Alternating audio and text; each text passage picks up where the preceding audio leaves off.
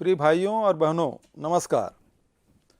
आज से ठीक एक माह पहले मैंने कोरोना वायरस संकट से निपटने के लिए इसी तरह आपको संबोधित करते हुए आप सबका सहयोग मांगा था। आपको सच कहूँगा, जब पहली बार कोरोना वायरस से बचाव के बारे में आपसे सहयोग की अपील कर रहा था तो मेरे मन में कई आशंकाएं थी। इतने बड़े प्रदेश के करोड़ों लोगों से अपना व्यवसाय, जीवन पद्धति, आचरण आदि बदलने को कहना और उसका पालन कराना कोई आसान काम नहीं था।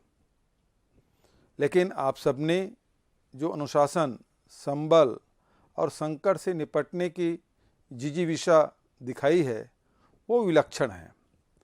आज छत्तीसगढ़ कोरोना वायरस महामारी के नियंत्रण में पूरे देश के समक्ष उदाहरण बना है। तो इसके मूल में आप लोगों का अपने परिवार, अपने राज्य के लोगों के प्रति त्याग और समर्पण का भाव है। मैं इन सबके लिए आपका दिल से धन्यवाद करता हूं। मैं हमेशा इस सहयोग के लिए आपका ऋणी रहूंगा। मैं धन्यवाद करना चाहूँगा सभी चिकित्सकों, स्वास्थ्य कार्यकर्ताओं, जिला और पुलिस प्रशासन, खाद्य, महिला बाल विकास, नगर निगमों, नगर पालिकाओं, जनसंपर्क विभाग के समस्त कर्मचारियों का, जिन्होंने 24 घंटे इस संकट से निपटने के लिए कार्य किया। मीडिया के बंधुओं, स्वयंसेवी संस्थाओं और सामाजिक संगठनों का भी आभारी रहूँगा, जिन्होंने हर पल हमारा सहयोग किया। हमारे राज्य में अगर हम कोरोना संक्रमण को नियंत्रण में रख पाए हैं तो उसमें सबसे बड़ी भूमिका हमारे गांव की रही है। छत्तीसगढ़ गांव का प्रदेश है और हमारे ग्रामीणों ने स्वेच्छा से अपने गांव में जिस तरह फिजिकल डिस्टेंसिंग और साफ सफाई का पालन किया है वो अद्भुत था। मैं हाथ जोड़कर आभार व्यक्त करता हूं।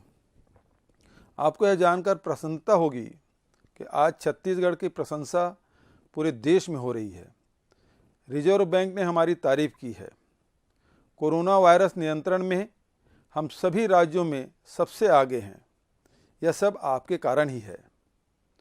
20 अप्रैल से राज्य में बहुत सारी आर्थिक गतिविधियां प्रारंभ करने पर हम विचार कर रहे हैं। गांव में मनरेगा के काम शुरू हो गए हैं। आप अपने ज़िले में क्या क्या कर सकते हैं, इसकी पूरी जानकारी और दिशा निर्देश आपको बताए जा रहे हैं। इन दिशा निर्देशों का पालन करना सबके लिए ज़रूरी है। मेरा आपसे विनम्र आग्रह है कि आप रोज़मर्रा के कामों में पूरी सावधानी बरतें, अफवाहों से सावधान रहें। कोरोना को हमने अपने प्रदेश में नियंत्रित जरूर कर लिया है, लेकिन खतरा अभी टला नहीं है।